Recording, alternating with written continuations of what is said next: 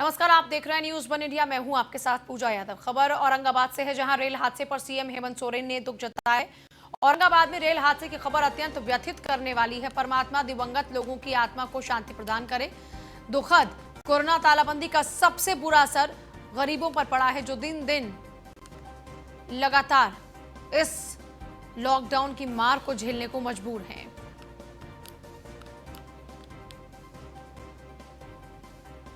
जो दिनों दिन ये झेलने को मजबूर हो रहा है। रेल हादसे पर सीएम हेमंत सोरेन ने दुख प्रकट किया है और अपने दुख प्रकट करते हुए औरंगाबाद में रेल हादसे की खबर अत्यंत व्यथित करने वाली है, ये लिखते हुए उन्होंने ट्वीट किया है। औरंगाबाद में रेल हादसे की खबर अत्यंत व्यक्ति को दुख की ओर ले जाने वाली है, मन को व्यथित करने वाली है। परमात्मा दिवंगत लोगों की आत्मा को शांति प्रदान करे।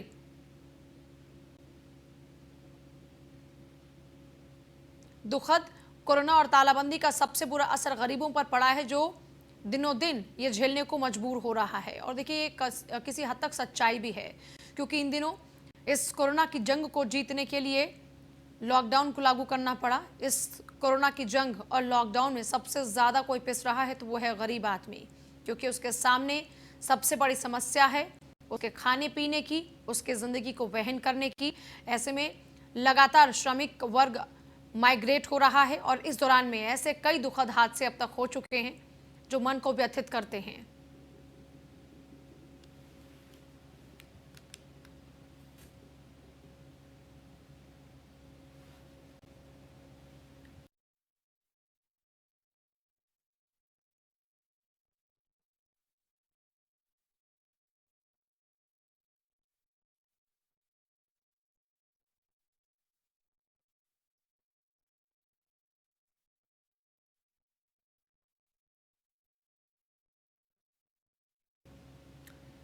और झारखंड के बोकारो में एक बार फिर से मजदूरों का गुस्सा फूटा है। महुआर गांव के सैकड़ों ग्रामीणों ने अपनी ही गांव के ठेकेदार और डंपरों पर हमला कर दिया। ग्रामीणों ने गांव से एस्पॉन का काम करने जा रहे भारी वाहन के 6 डंपरों को मशीन लदे वाहन के शीशे तोड़ डाले, डंपरों को क्षतिग्रस्त किया। इससे पहले भी फरवरी में डंपरों के आने जाने को लेकर ग्रामीणों की ओर से सड़क पर उतरकर आंदोलन किया गया था।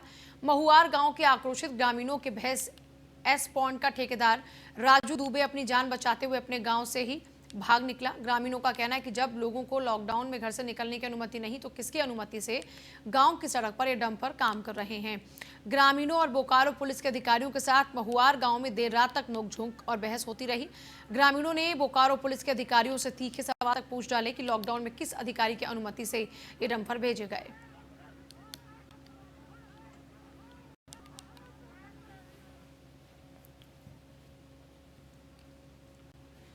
देश के प्रधानमंत्री नरेंद्र मोदी के कोरोना फाइटर्स का सम्मान वाली अपील का असर अब ग्रामीण क्षेत्रों में भी देखने को मिल रहा है। छत्तीसगढ़ के डोंगरगढ़ विकासखंड के ग्राम लाल बहादुर नगर में आकाश महिला समूह और विद्यार्थी कल्याण संस्थान के बैनर तले कोरोना फाइटर्स का सम्मान किया गया।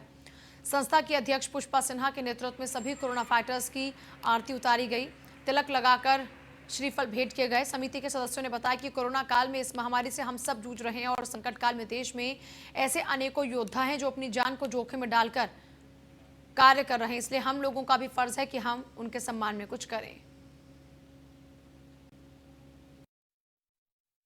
यह सम्मान देश के उन समस्त योद्धाओं के लिए है जो अपनी जान को भी जोखिम में डालकर दिन रात मानव सेवा में लगे हुए हैं।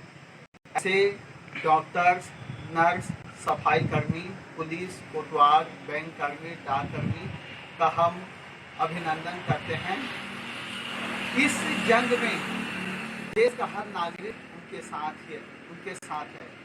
साथ ही सोशल मीडिया के माध्यम से मैं समस्त देशवासियों से गुजारिश करता हूं कि आप उनका सम्मान करें, उनके कार्यों में सहयोग। खबर रायपुर से। पूरे विश्व समेत देश में कोरोना महामारी ने कमर तोड़कर रख दी है। इसमें सबसे ज्यादा प्रभावित प्रवासी श्रमिक हुए हैं, जो काम की तलाश में अन्य राज्यों में गए थे, लेकिन लॉकडाउन की वजह से उनकी कमाई के लाले पड़ गए। हालात ये हो गए हैं कि उन प्रदेशों से वो श्रमिक वाहन नहीं चलने से पैदल ही अपने राज्यों की ओर निकल पड़े। छत्तीसगढ़ में ऐसे ही सैकड़ों की संख्या में मजदूर मिले जो तेलंगाना, कर्नाटक से पैदल चलते हुए झारखंड पहुंच रहे थे। हाथों में अपना पूरा सामान रख पैदल ही अपने घरों के लिए उन्होंने कूच किया। इन श्रमिकों को केवल इतनी ही फिक्र है कि वो जल्द से जल्द अपने राज्य किसी तरह पहुंच जाएं। तेलंगाना से आ रहे हैं, झारखंड जाना है, पैदले आ रहे हैं। कोई मदद सरकार की ओर से? कोई मदद नहीं, जहाँ गाड़ी मिलता है वहाँ बैठा लेता है, रोकते हैं तो, और तो पैदले जा रहे हैं। क्या तकलीफ हो रही है? तकलीफ ये और गाड़ी नहीं मिल रहा है, तकलीफ हो रहा है। तेलंगाना से आ रहे हैं, झारखंड जा रहे हैं। किस में जा रहे हो आप? मतलब पैदल सर, पैदल जा रहे हैं। कोई साधन नहीं मिला आप लोगों को? साधन नहीं मिला। पहले पता था कि ट्रेन खुलने वाली है, उस टाइम हम लोग रूम से निकला तो आया, फिर प्रशासन बोले कि नहीं ट्रेन नहीं खुलेगी, तो हम लोग पैदल चल दिए। हम लोग पैदल चल करके बेंगलुरु से आ रहे थे, बीच में बस ट्रक मिला, उसके बाद ट्रक से आए कुछ दूर तक, फिर उसके बाद उतर के फिर उसके बाद पैदल आ रहे हैं। कहाँ जा रहे हैं? झारखंड। तो पैदल झारखंड जा रहे हैं, कोई सुविधा मिल जाए, कोई शासन मदद करे? अब देखिए यहाँ से रायपुर जाने के बाद पता चलेगा, उसके बाद अगर मिल जाता है तो जाऊँगा, अन्यथा ना तो पैदल। अवैध शराब के खिलाफ पुलिस की बड़ी कार्रवाई और अवैध शराब निर्माण की भट्टियों को नष्ट किया गया। करीब 4000 लीटर नष्ट की गई लेकिन मौके से 20 लीटर तैयार हथकढ़ शराब भी बरामद की गई है। पुलिस को देख आरोपी मौके से फरार हो गए। पुलिस ने मामला दर्ज कर आरोपियों की तलाश शुरू कर दी है। कामा सर्किल के गांव बमनवाड़ी और खेड़ी गांव में ये कार्रवाई हुई है।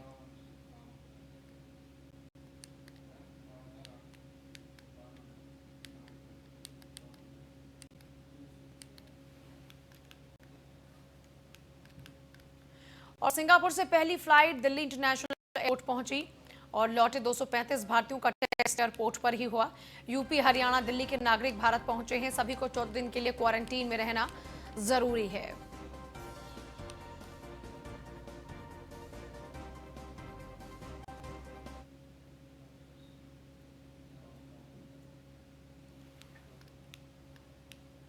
नमस्कार, मैं मनोज कुमार सिंह और आज हमारे साथ बिहार सरकार के परिवहन मंत्री संतोष कुमार निराला जी मौजूद हैं। संतोष जी, जानेंगे कि लॉकडाउन में अहम भूमिका देखने को मिल रहा था परिवहन विभाग का। बाहर से जो भी लोग आए, काफी बसों द्वारा उनको अपने क्षेत्र में छोड़ने का काम किया गया, क्या लग रहा है इससे?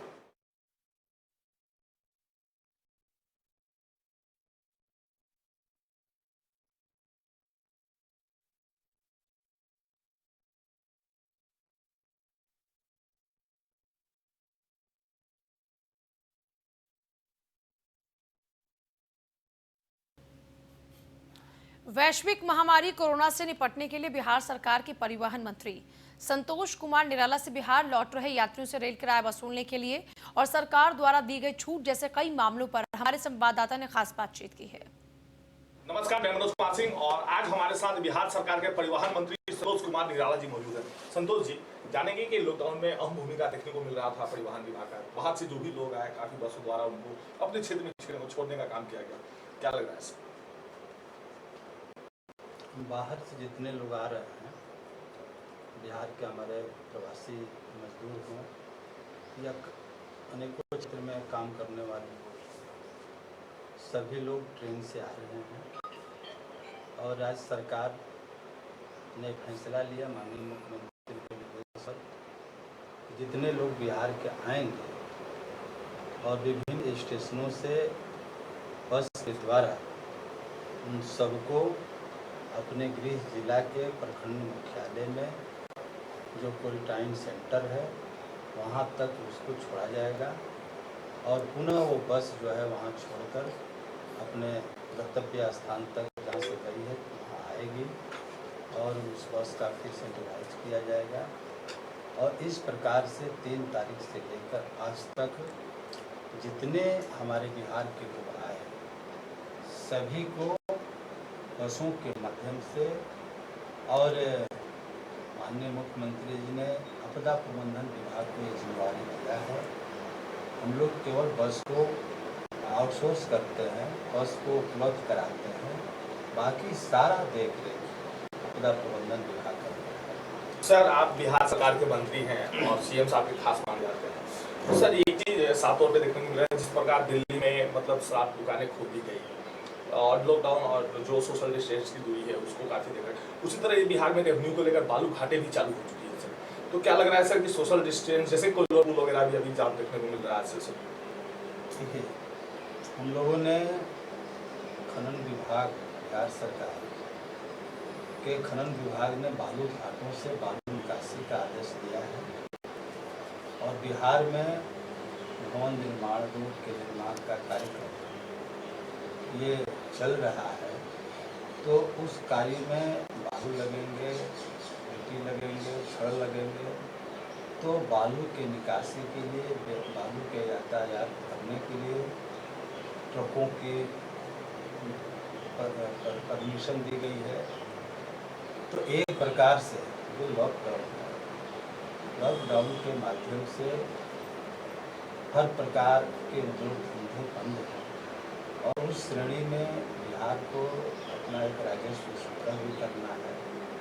तो राजस्व संग्रह और काम को आगे और बढ़ाने के लिए ये सब काम को माननीय मुख्यमंत्री जी गृह विभाग के, भारत सरकार के गाइडलाइंस के आधार पर उन्होंने परमिशन। मतलब साफ तौर पे माना जा रहा है कि जो भी लाखों मजदूर जो बिहार में आ रहे हैं उनके लिए बिहार सरकार मतलब कहीं ना कहीं रोजगार की व्यवस्था भी करेगी और रोजगारी को भी दूर करने के लिए प्रयास में लगे रहेंगे। सहयोगी राजा तिवारी के साथ मनोज कुमार सिंह, न्यूज़ 1 इंडिया, पटना। लोक जनशक्ति पार्टी के नवादा से सांसद चंदन सिंह गया के कोच प्रखंड जो सिंधुवारी हैं वहां गांव पहुंचे और यहां पर राकेश यादव ने 2 दिन पहले दिन दहाड़े गोलीबारी कर 2 लोगों को मौत के घाट उतार दिया था। चंदन सिंह ने कहा कि मैं नीतीश कुमार को इसके लिए पत्र लिखूंगा कि दोषियों पर कड़ी से कड़ी कार्रवाई हो और पीड़ित पक्ष को उचित मुआवजा मिले। उन्होंने साथ ही कहा बिहार सरकार पर उन्हें पूर्ण विश्वास है कि सरकार इस घटना को संज्ञान में लेकर पीड़ित परिवार की मदद करेगी और कड़ी से कड़ी कार्रवाई कर समाज को बिखरने से बचाएगी भी।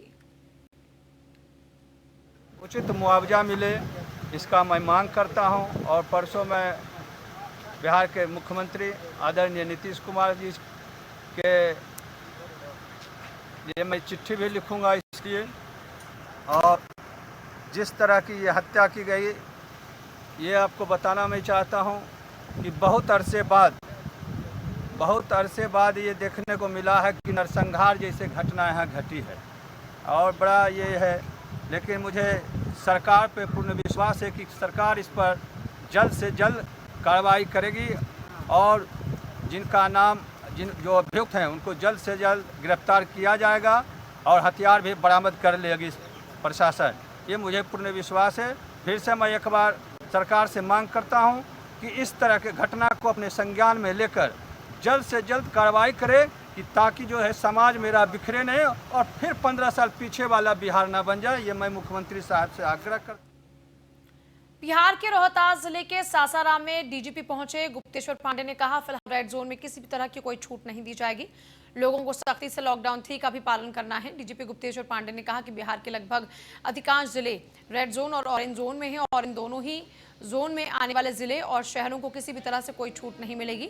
बिहार के डीजीपी गुप्तेश्वर पांडे कोरोना को लेकर बिहार के सभी रेड जोन की समीक्षा दौरे पर हैं। उसी को लेकर डीजीपी कैमूर से होते हुए सासाराम पहुंचे। इस दौरान रोहतास जिलाधिकारी पंकज दीक्षित और एसपी सत्यवीर सिंह के साथ जिले में कोरोना को लेकर समीक्षा की। उसके बाद औरंगाबाद के लिए रवाना हो गए। देखिए, लोगों को बहुत भ्रम है, लोगों को लगता है कि तीसरे चरण के लॉकडाउन में छूट है। मैं बार बार ये कहता रहता हूं और आप लोगों के माध्यम से लोगों तक ये बात पहुंचाना चाहता हूं, आम आदमी के लिए तीसरे चरण के लॉकडाउन में कोई छूट नहीं है। बिहार में कोई ग्रीन जोन नहीं है, केवल रेड जोन है, ऑरेंज जोन है। रेड जोन में तो आप देख ही रहे हैं, सारे लोगों को पता है सब कुछ बंद है। ऑरेंज जोन जो भी है, जो डिस्ट्रिक्ट ऑरेंज जोन में आते हैं, वहाँ कुछ जरूरी चीज़ों में छूट दी गई है, वो सबको बताया जा चुका है। लेकिन फिर मैं रिपीट कर देता हूँ, आम आदमी के लिए किसी प्रकार की कोई छूट नहीं है। जैसे पहले चरण का लॉकडाउन था वैसे ही है। अपने अपने घर में रहें, सुरक्षित रहें। ये मई का महीना हम लोगों के लिए बहुत ही क्रिटिकल है। धैर्य बना करके, संयम बना करके प्रशासन का, सरकार का, पुलिस का सहयोग करें और बिहार को संक्रमण से बचाने में हमारी मदद करें। और वहीं कोरोना महामारी के बचाव के लिए लगातार प्रयास किए जा रहे हैं और इसके लिए सबसे ज्यादा जरूरी है सोशल डिस्टेंसिंग। अगर कोई इसका पालन करे तो इस महामारी से बचा जा सकता है। कोरोना की चेन तोड़ने के लिए पीएम सहित WHO ने सोशल डिस्टेंसिंग का पालन करने को कहा, लेकिन भारत के कई राज्य हैं जो वहां फंसे श्रमिकों को उनके अपने राज्यों तक भेजने का जो भी उपाय कर रहे हैं वो देखने लायक है, क्योंकि इन उपायों में सोशल डिस्टेंस की धज्जियां उड़ाई जा रही हैं। रायपुर से श्रमिकों को उनके राज्य तक पहुंचाने के लिए एक ही ट्रक में 50 से 60 लोगों को भरकर भेजा जा रहा है। इतना ही नहीं, जिन राज्यों से श्रमिकों को भेजा जा रहा है उनको बाकायदा परमिशन भी दी जा रही है, जिसमें जाने वाले श्रमिकों की संख्या भी दर्ज है।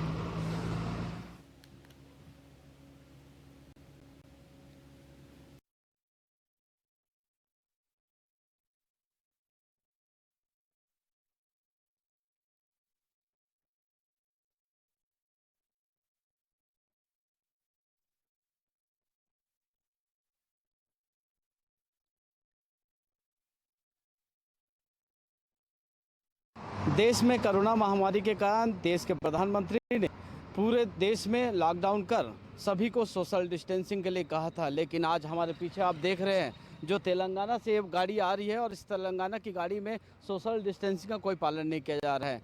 ऐसी हजारों गाड़ियां यहां से निकल रही है जिसमें सोशल डिस्टेंसिंग का पालन नहीं किया जा रहा है। इससे तो लगता है कि देश में अगर इस तरह की स्थिति रही तो जरूर कोरोना का संक्रमण धीरे धीरे देश में बढ़ेगा। कैमरामैन राज यादव के साथ सतीश बौद्ध, रायपुर। प्रशासन की लापरवाही का भुगतान मजदूरों को करना पड़ रहा है। बता दें कि केंद्र सरकार ने मजदूरों को घर पहुंचाने के लिए ट्रेन चलाई है। मजदूरों को मुसीबतों का सामना करना पड़ रहा है। ट्रेन 8 घंटे लेट चल रही है। मजदूर के खाना मांगने पर केवल सांत्वनाएं दी जा रही हैं। कटनी पहुंचे मजदूरों ने दरअसल कुछ ऐसे ही दर्द बयां किया है।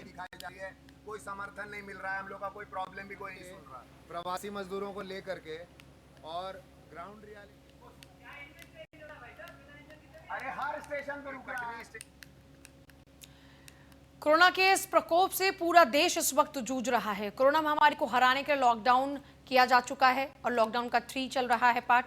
इस दौरान गरीब मजदूरों की हालत दयनीय होने लगी है। लोगों को खाने के लाले पड़ रहे हैं। लॉकडाउन के दौरान मजदूरों को आर्थिक समस्या और भूखमरी जैसे हालातों से जूझना पड़ रहा है। इसके लिए सूबे की सरकारों ने अलग अलग स्तर पर प्रयास किए हैं। इस बीच सरकार ने 20 अप्रैल से सभी पंचायत के मुखियाओं को निर्देश देते हुए सोशल डिस्टेंसिंग का अनुपालन करते हुए योजना संचालन करने की अनुमति दे दी है, जिसके बाद सभी पंचायत में मनरेगा योजना के तहत कार्य शुरू किया गया है, जिससे मजदूरों को रोजगार मिल सके। इसी कड़ी में छातापुर प्रखंड के चरण जो पंचायत है उनके मुखिया धर्मेंद्र राम ने सोशल डिस्टेंसिंग का पालन करते हुए कोरोना महामारी से बचने के लिए सभी को मास्क लगाकर काम करने को कहा है। लॉकडाउन हुआ जब से तब से की गए थे, हम लोग घर में बैठे हुए हैं, कोई रोजी रोटी नहीं देता है सरकार। आप दिए हैं तो हम लोग खाएंगे, करेंगे काम इसमें, नहीं तो भूखे मर जाएंगे। लॉकडाउन हुआ जब से तब से की गए थे, हम लोग घर में बैठे हुए हैं, कोई रोजी रोटी नहीं देता है सरकार। मनरेगा योजना के तहत ग्राम पंचायत चरने में कार्य करवाया जा रहा है, जो सरकार का एक महत्वाकांक्षी योजना है। गरीब लोगों को रोजगार सृजन करना है। तो यह मनरेगा माध्यम से लगभग 150 से 200 के बीच में मजदूर जो महिला पुरुष हैं, जो हमारे जॉब कार्डधारी हैं, वो लोग काम कर रहे हैं, जो आप लोगों के समक्ष हैं। साथ ही सरकार के द्वारा जो 194 रुपया का घोषणा किया गया है, जो बैंक खाता के माध्यम से लोगों को भुगतान किया जाएगा, और हम भरसक प्रयास करते हैं कि इन लोगों को रोजगार अधिक से अधिक इन लोगों को सृजन करें और इन लोगों को रोजगार देते रहें। यह मनरेगा योजना के तहत ग्राम पंचायत चरने में कार्य करवाया जा रहा है, जो सरकार अभी जो है सो हम चरने पंचायत में है। सार्वजनिक पोखरा है, इसका जीर्णोद्धार किया जा रहा है। ग्रामीण विकास विभाग के द्वारा जो है सो जल संचयन योजना के तहत एक काम कराया जा रहा है, जल जीवन हरियाली के तहत। और पंचायत में भी कार्यक्रम हो रहा है, जिसमें चरने पंचायत में अभी फर्स्ट ये में जो है सो सार्वजनिक पोखरा का जीर्णोद्धार कार्य शुरू हुआ है। इसमें लगभग 200 से ज़्यादा मजदूर अभी काम कर रहे हैं, महिला पुरुष मिला करके। इससे वाटर स्टोरेज का भी एक कैपेसिटी बढ़ेगा। और दूसरा है क्या कि मजदूर जो अभी इस महामारी में सब अपने घर घर में बैठे हुए थे। सबको अभी सरकार की तरफ से आदेश दिया गया कि सबको काम दिया जाए।